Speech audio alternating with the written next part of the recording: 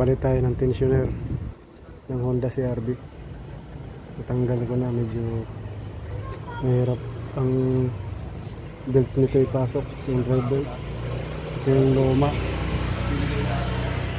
sumasabay sa ingay ng makina.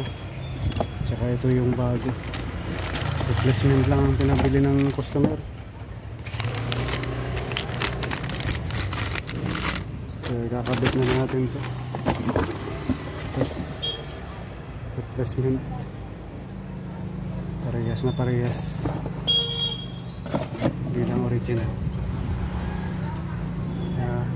Kabit na natin to. Pagawin na naman tayo sa belt dito. Hirap ikabit ang belt. Ay kabit na. Ayan naman yung belt naman. Ito yung pinakamahirap ikabit. Tapos ikabit na natin steering pump.